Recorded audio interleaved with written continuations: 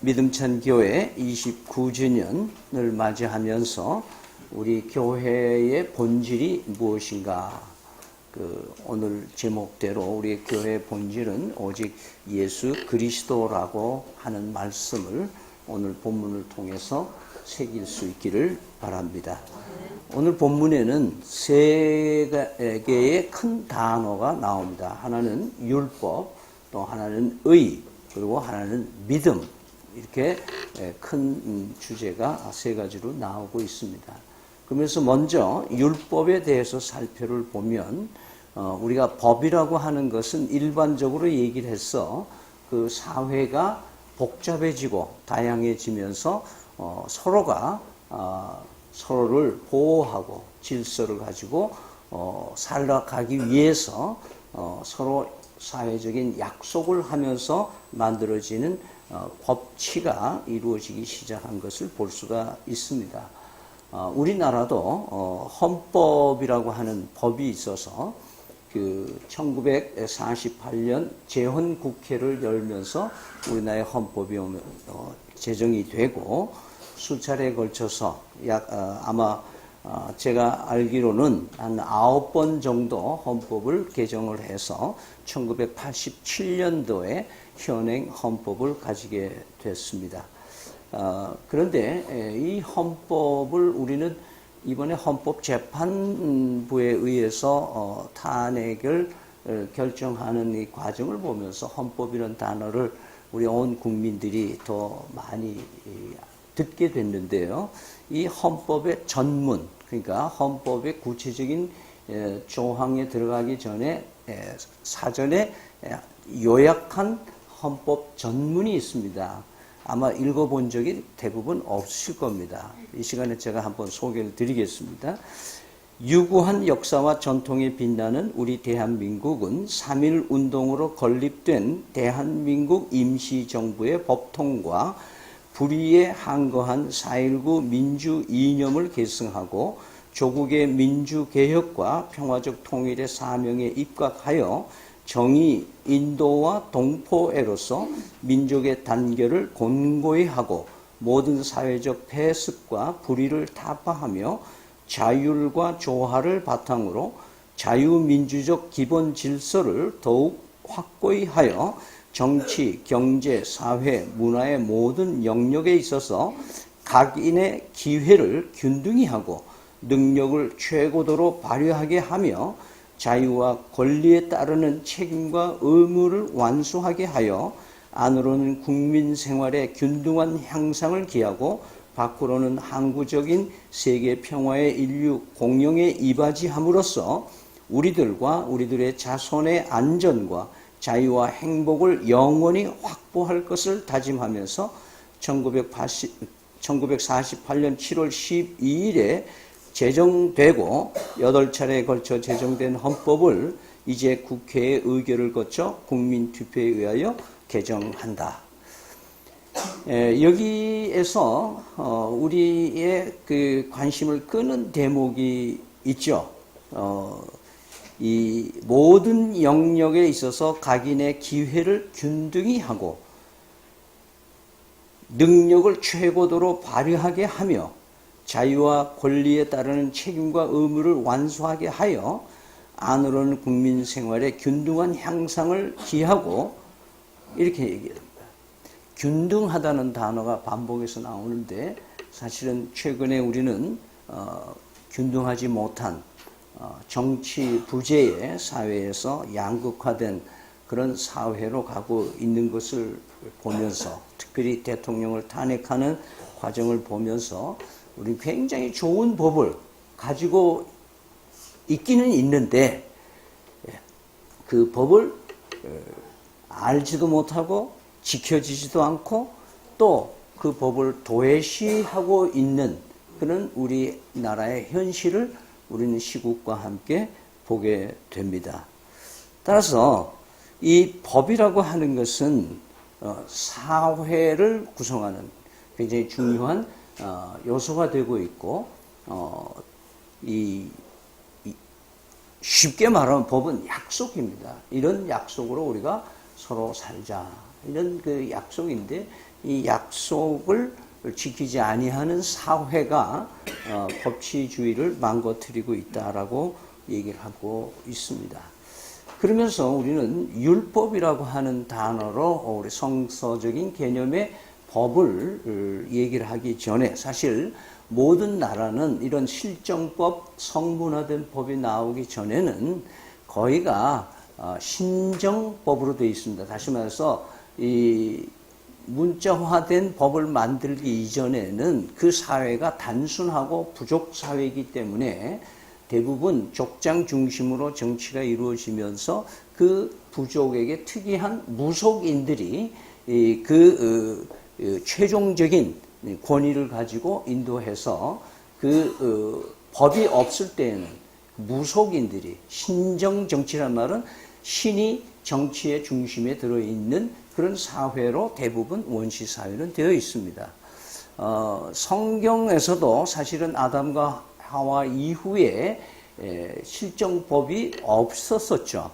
그러면서 그 부족이 족장 시대로 가면서 결국 야곱이라고 하는 사람, 이스라엘이라고 하는 그 12아들의 그 11째 아들 요셉에 의해서 애굽으로 가서 그 애굽에서 70여 명의 가족, 패밀리가 60만 명, 장정들로 태어나서 60만 명이라고 하는 큰 민족을 형성하고 400여 년 만에 이제 출애굽해서 탈출을 해서 가나안 땅으로 정착하게 되는 과정이 이 성서에 나옵니다. 그 과정에서 시내산이라는 곳에서 하나님께서 모세에게 성문화된 글자로 된 10계명을 내려주시면서 구체적으로 이 이스라엘이라고 한 나라와 민족에게 성문화된 법이 생기기 시작했고 그 법을 성서는 율법이라고 얘기를 하고 있습니다. 따라서 이 율법은 그 율법을 백성들이 준수함으로 인해서 하나님께서 그 민족을 택하신 그 목적과 그리고 그 법을 준수하고 순종함으로써 하나님께서 특혜를 주는 모든 특혜를 누릴 수 있도록 해주신 은혜의 법이고 그 백성을 특별히 구별해서 사랑하신다는 의미로 이 법을 주셨다는 것을 우리는 보게 됩니다. 그러면서 이 율법이 없으면 우리 인간이 얼마나 큰 죄인이냐 하는 것을 깨달을 수가 없다는 거죠. 우리가 법이라는 게 있기 때문에 그 법을 어기면 그런 불의한 사람이고 그 법을 잘 준수한 사람은 의로운 사람이라 이렇게 표현하는 것처럼 그래서 오늘 20절 말씀에 보면은 율법은 뭐 할 수 있다? 죄를 깨달을 수가 있다. 율법이 없으면 뭐 이게 죄인지 아닌지 그렇게 안 된다는 거예요. 그래서 하나님께서 무엇을 죄로 여기느냐.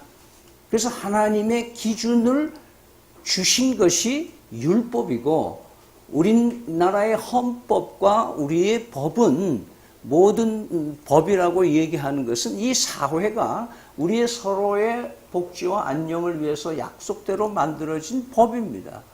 그래서 우리는 법치국가에 살기 때문에 법을 존중해야 되는 거죠.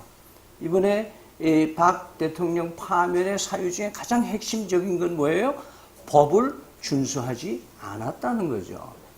법을 몸소 실천해서 옮겨서 국민의 안녕을 지켜야 할 대표자가 법을 우습게 여기는 것은 이것은 헌법 질서를 어기는 것이고 대통령의 자격이 없다라고 판단하는 것은 여기와 연관이 되는 것입니다. 그런 점에서 오늘 이 하나님의 기준의 법에 의해서 비춰봤을 때에 우리는 죄를 깨닫게 되는데 이 법에 비춰봐서 한 사람도 예외 없이 모두가 다 죄인이라고 선포합니다.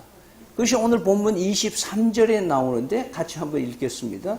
모든 사람이 죄를 범하였으며 하나님의 영광이 이르지 못하더니 여기서는 모든 사람입니다. 배운 사람이나 못 배운 사람이나 있는 사람이나 없는 사람이나 병든 사람이나 건강한 사람이나 누구나 할 것 없이 모든 사람이 죄를 범해서 하나님의 영광에 이르지 못했다. 이 말은 하나님과의 관계를 가질 수 있는 존재로 될 수가 없다. 그래서 하나님을 떠난 존재다. 하나님하고 분리된 상태다.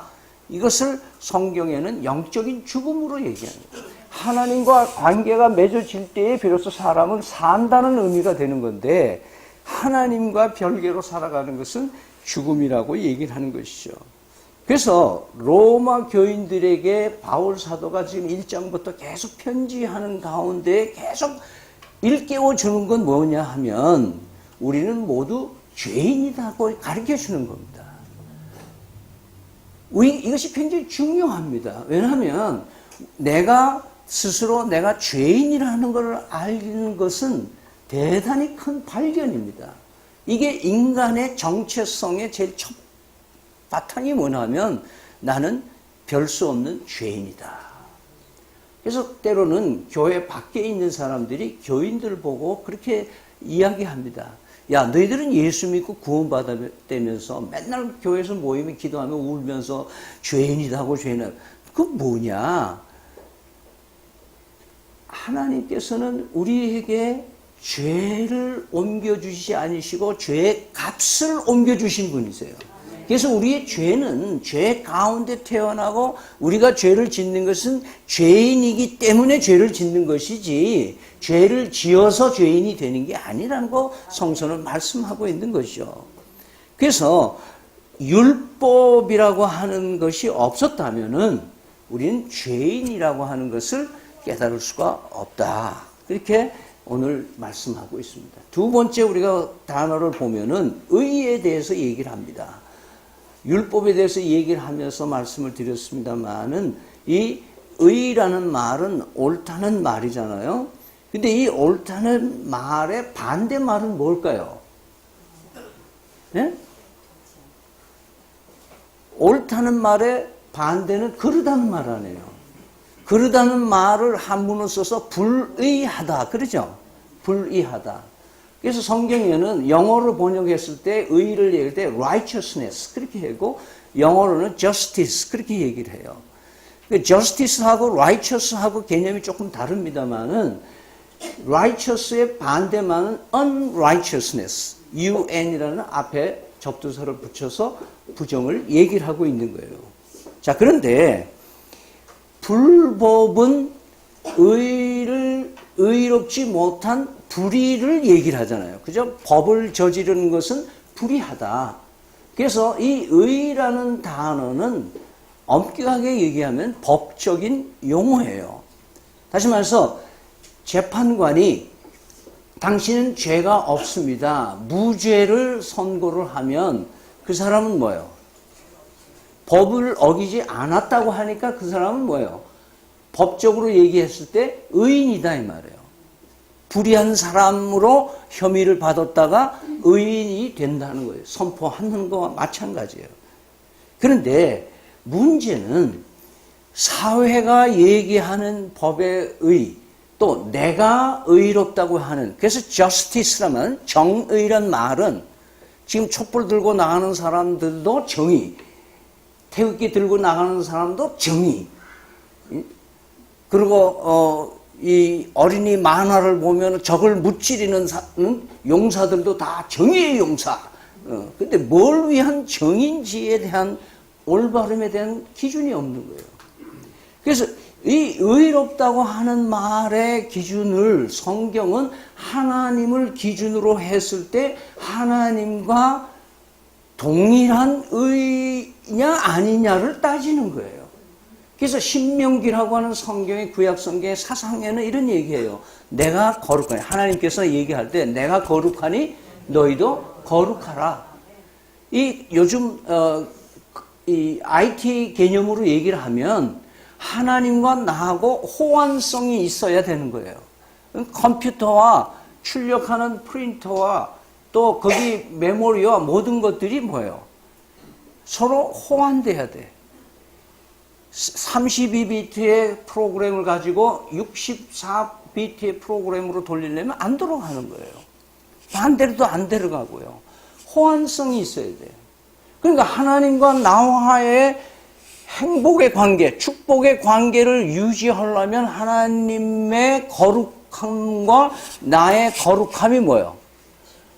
동질이 되어야 그때 호환성이 되기 때문에 내가 기도가 가능해지고 그분이 나에게 은혜로 뭔가 혜택을 줄 때에는 그것이 나에게 누릴 수 있는 축복된 자리로 된다는 것이죠. 그렇기 때문에 사실은 성경에서 말하는 이 의의 반대말은 뭐냐 하면은 righteous의 반대말은 self-righteous예요. 자기 의가 반대말인 거예요. 하나님의 의로 얘기하는 게 아니고 자기 의로 얘기하는, 내 판단에 옳은 대로.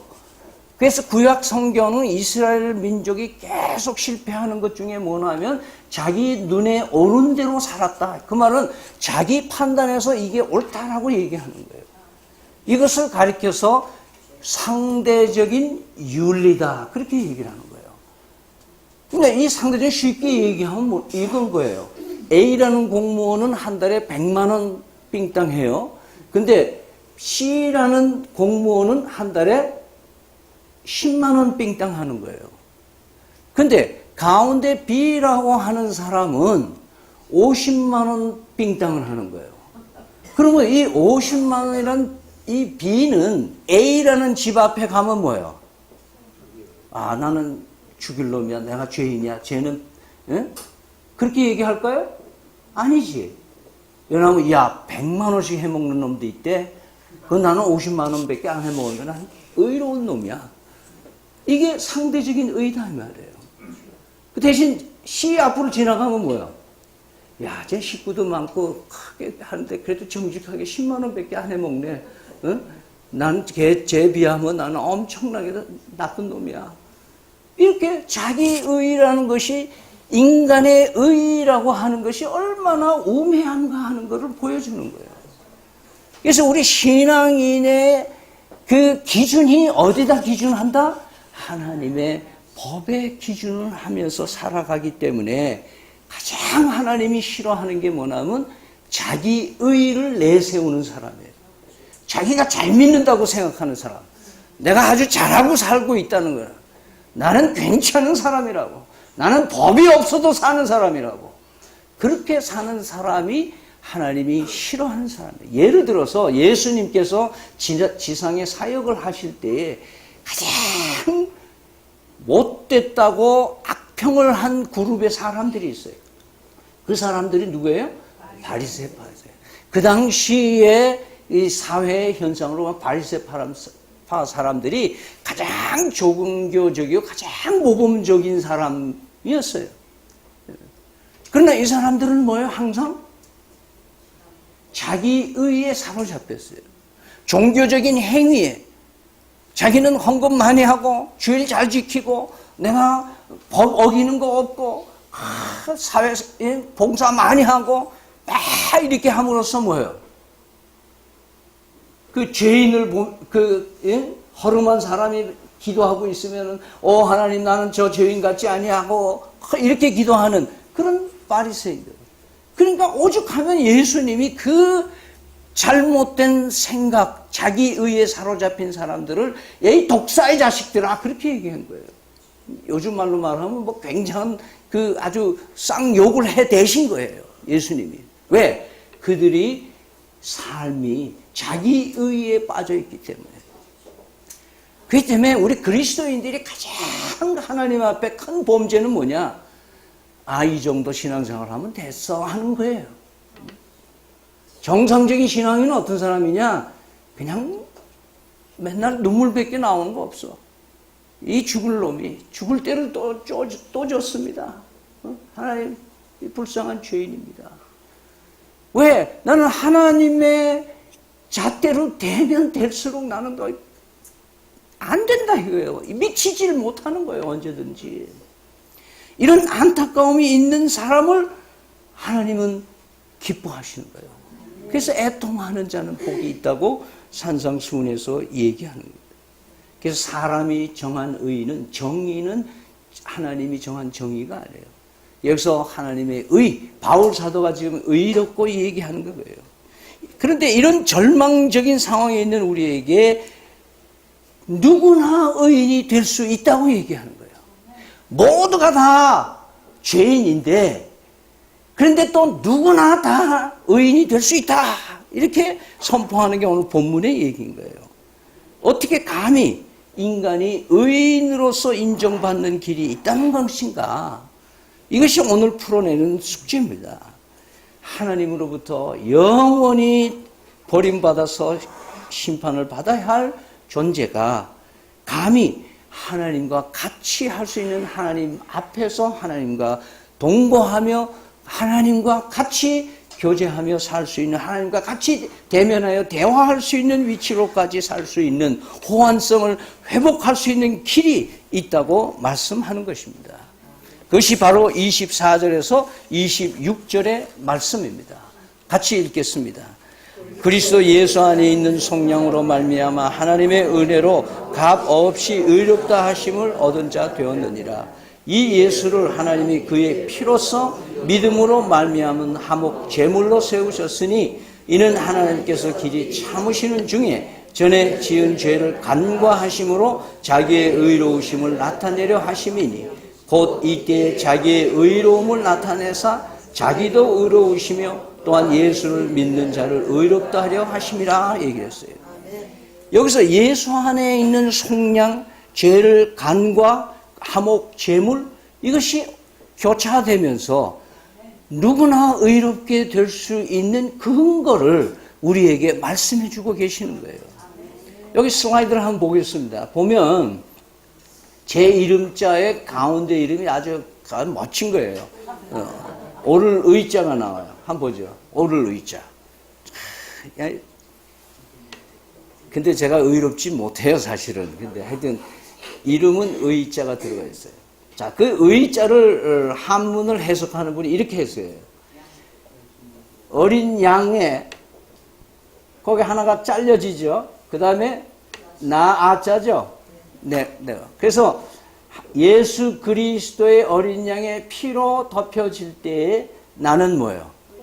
비로소 의롭게 된다는 거예요. 자, 다음 보면은 오늘 간과한다는 말이에요. 이게 그림이 잘 안 보이는데 그 6월절에 간과한다는 말의 의미는 어떤 문제나 현상 따위를 대수롭지 않게 대강 보아 넘긴다 하는 말이에요. 그래서 하나님께서 예수님의 피를 보면은 뭐예요? 우리의 죄를 그냥 없던 걸로 해 주신다 이 말이에요. 그래서 간과해 주신다는 거예요. 그래서 you will pass over. 그러니까 자동차로 말하면 추월 이런 말이에요. 그래서 죽음의 천사가 이 피를 발린 집은 뭐예요?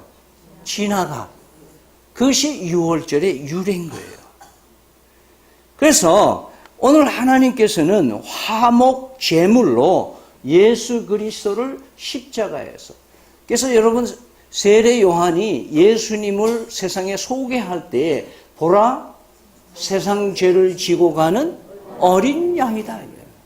이 6월절에 희생됐던 어린 양을 예수님으로 예고하신 거예요. 자, 다음 그림을 보면은 하나님의 거룩하시기 때문에 어떤 죄도 간과하실 수가 없어.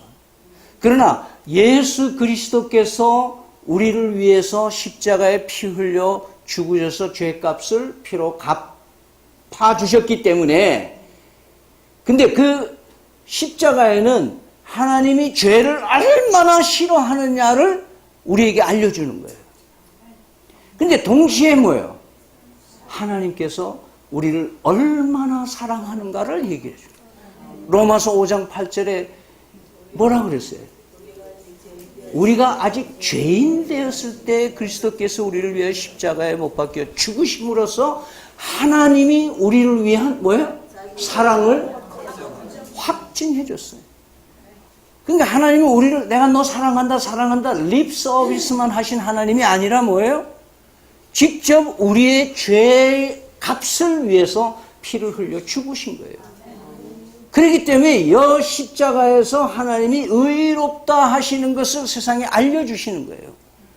그냥 아무 대가 없이 그냥 너 그래 괜찮아 너 이제 또 괜찮아 이렇게 그냥 얼버무려서 넘어가시는 분이 아니라 철저히 죄를 심판하시는데 자신에게 심판을 하시고 자기의 거룩을 완성하시고 또한 여기서 내가 너를 얼마나 사랑하느냐를 이 십자가에서 보여주시는 거예요. 그래서 십자가의 사건은 위대하신 거예요. 거기에 하나님의 의가 완성되고 거기서 우리도 이 사랑을 입고 의롭다 함을 칭함을 받는 그런 자리에 들게 되는 것이 이 은총의 십자가의 역사라는 것을 말씀하고 있는 것입니다. 자, 그러면 율법에 옳다고 할 수 있는 사람 아무도 없다. 다 죄인이다. 그런데 하나님께서 하나님의 의를 이루기 위해서 십자가 예수 그리스도를 통해서 누구든지 의롭다함을 입을 수 있는 길을 열어놓으셨다. 그럼 어떻게 의롭다함을 받을 수 있느냐? 어떻게 하면 되느냐? 그래, 십자가 좋다. 예수님, 그래, 좋아. 그럼 어쩌란 말이냐? 이런 질문을 할 수 있잖아요. 그 답을 오늘 바울 사도는 반복해서 얘기를 하고 그 다음에 나오는 단어가 믿음입니다. 여러분 성경을 펴시고 제가 22절을 보세요. 22절에 뭐예요? 곧 예수 그리스도를 믿음으로 말미암아. 25절 이 예수를 하나님의 그의 피로써 믿음으로 말미암은 화목 제물로 세워져요. 26절 또한 예수 믿는 자를 뭐예요? 의롭다 하려 하십니다. 27절 그런즉 자랑할 데가 어디 있냐? 있을 수가 없느니라. 무슨 법으로냐? 행위로냐? 아니라 오직 믿음의 법이로라. 28절 그러므로 사람이 의롭다함을 얻은 것은 율법의 행위에 있지 않고 뭐로? 믿음으로 되는 줄 우리가 인정하노라. 30절 할례자도 뭐예요? 믿음으로 말이야. 무할례자도 믿음으로 말이야. 출신이나 배경과 관계없이 예수를 그리스도로 믿는 믿음 하나 보시고 뭐예요? 의롭다고 여겨 주신다 이거예요. 그래서 한문으로 칭의라고 얘기해요. 칭의. 의로워지는 게 아니라 뭐예요? 의롭다고 여겨주시는 은혜의 자리에 들어가는 거예요. 그러니까 언제든지 주님 이름으로 하나님 앞에 나오면 하나님은 예수 그리스도의 보혈의 피로써 나를 보시기 때문에 뭐예요? 그래. 좀 예수, 내 새끼야. 그러시는 거예요. 어? 미우나 고우나 예수 그리스도의 보혈의 은총을 보시고 하나님이 뭐예요? 내 자녀다 하면 너 내 아들이야, 내 딸이야. 냄새나고 더러운 몸이지만 그 거룩하신 분이 나를 안아주시는 거예요. 언제든지 찾기만 하면. 그래, 넌 나하고 같이 살아야 행복한 거야. 너 딴 데 가지 마. 딴 데 가면 이렇게 힘들잖아, 임마. 나하고 같이 살아. 예수 그리스도의 보혈의 은총 가운데 믿음 하나 보시고 우리가 이런 자리에 들어가는 줄 믿으시기를 바랍니다. 결론으로 말씀드립니다. 오늘 바울 사도는 이 말씀을 결론을 이렇게 냅니다. 그런즉 우리가 믿음으로 말미암아 율법을 파기하느냐? 그럴 수 없느냐. 도리어 이 율법을 어떻게 한다? 굳게 세운다. 그래서 율법을 알게 해줘야 복음이 되는 거예요. 왜냐하면 율법으로 갖다 대야 이게 내가 죄인이구나 이렇게 아는 거지. 율법을 모르면 무슨 뭐가 되겠어요. 그래서 마지막 그림을 제가 한번 보여드릴게요. 여러분 이게 양 울타리예요. 다시 한번 그림을 좀 더 확실히 보기 위해서 이게 울타리예요. 율법은 뭐와 같아? 울타리와 같아. 아무리 들어가려면 들어갈 수 있어요, 없어? 그런데 요한복음 10장에 보면 뭐예요? 예수님이 나는 선한 목자고 나는 양의 문이다 그러셨어요. 그러니까 나로 말미암지 않고는 하나님께로 올 자가 없다 이 말이야. 할렐루야. 그러니까 율법은 높이 세울수록 뭐예요? 들어가는 데는 어디야 나중에는? 예수님밖에 없는 거예요. 기도하겠습니다.